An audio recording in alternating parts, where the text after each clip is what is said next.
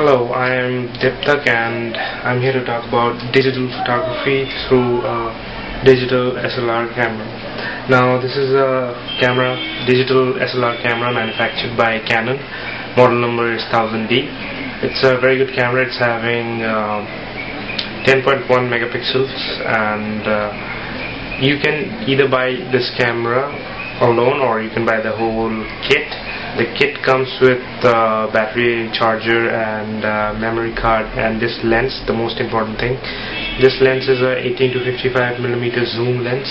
It's a very standard entry-level lens, but it serves the purpose. It's very good for photography.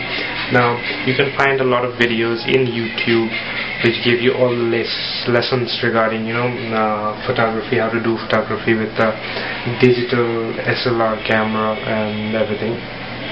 But one thing that they miss out, like they discuss about a lot of lenses and lots of things, but the main problem that I went through the videos, and the main thing that I found that I was not getting answer for my very basic questions, like how do I do this and how do I do that. Now in order to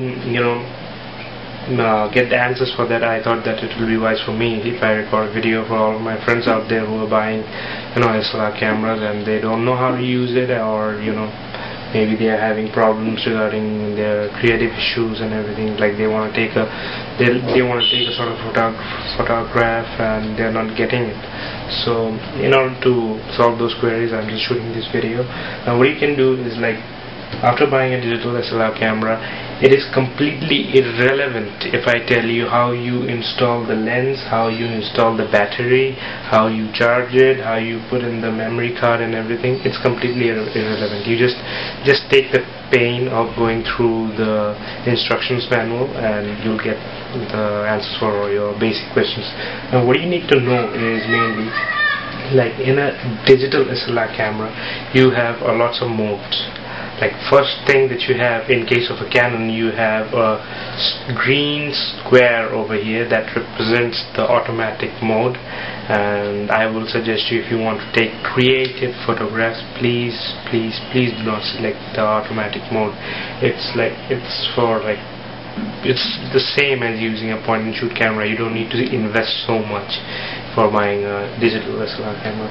Then you have the portrait mode, then you have the landscape mode, macro, then there is a picture of a guy running around, that signifies the speed mode photography. And then you have night mode and no flash and everything.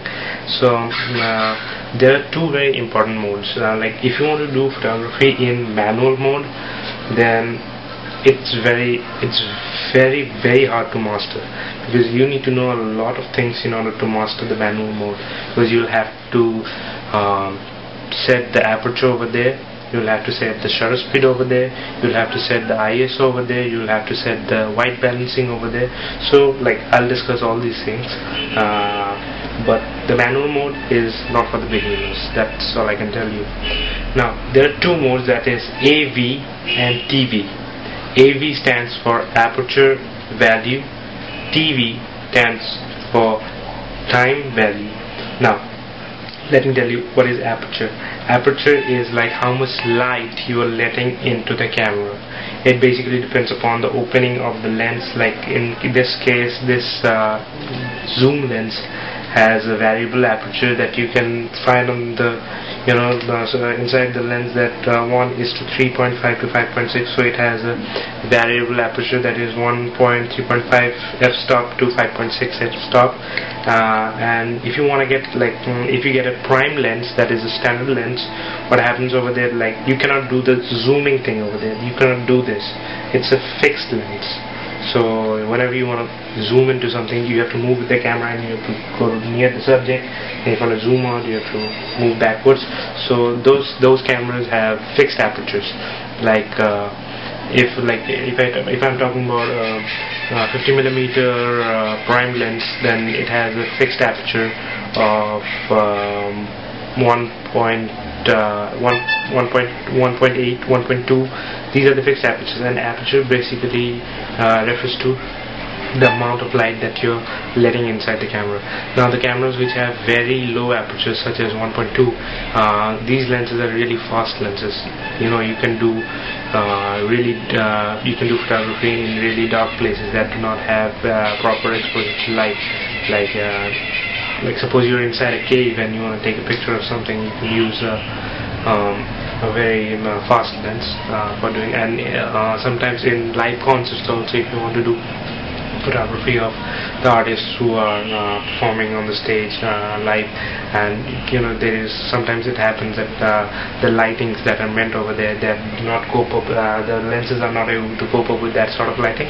So what you can do, you can use fast lens over there, but and the photographs will be as per your design. That's what I can assure you. Like you'll be getting, like somebody's jumping and there's not enough light, but you want to capture that person in mid-air. You can do that with a fast lens, but fast lenses are very expensive, bulky, very heavy to carry. So what I would suggest you that, if you are a beginner and you're viewing this video, I would suggest you that buy a bundle pack and know about the two modes, that is aperture value and time value. Now let's move on to aperture value. You have already got a rough idea about what is aperture. That is basically, it is how much light that you're letting inside the camera so that you can get the proper exposure. Now what is exposure? Exposure is basically a combination of three things. That is, first is your aperture, second is your ISO, and third is your shutter speed. Now what is ISO? ISO is like you have a button over here in this model that says ISO. ISO is an international standard for measuring. In case of a camera, ISO works like the quality of the picture. Now minimum ISO is 100 and maximum ISO is 800 in case of this camera. And in case of this camera, I think it's 1600. I'm sorry, it's 1600. Now what happens, like if you're in a very dark place and you do not have a fast lens and you want to do photography and you want to make the picture clear, so what you can do, you can increase the ISO, like from minimum ISO you can do it maximum ISO, like 1600 if the place is really dark. But what happens over there is, when you increase the ISO so much, you will be facing problems, like there will be too much noise in the picture. Like when you zoom inside the picture, or even if you view the picture normally on your computer screen, the problem that you're going to have, that you're going to see a lot of dots over there, small dots. Those things are basically the noises. So ISO enhances the light of the picture that you're taking, but basically what it does, it really decreases the quality of the picture. So I will suggest you, each and every time, if you're not shooting in a very very dark place, keep the ISO at minimum, that is 100, and if it is lower in your camera, then do it, keep it at minimum. And when you're using the aperture value mode or aperture priority, in case of some other cameras like Nikon, Olympus and Sony. So aperture priority, I'll give you a very basic idea about what is aperture priority. In case of aperture priority or aperture value, the main and the most important thing, that is depth of field, that is called DOP, depth of field. Now what is depth of field? Like if I am photographing a subject, suppose I am photographing my fist, and in the background there is a monitor, there are some speakers, there is this table and the background and everything. So what I want to do is, I want to take the picture of this fist and I want to make the rest of the background blurred. So that is the depth of the field. I'm decreasing the depth of field of the background and I'm increasing the depth of field of the subject, that is my fist.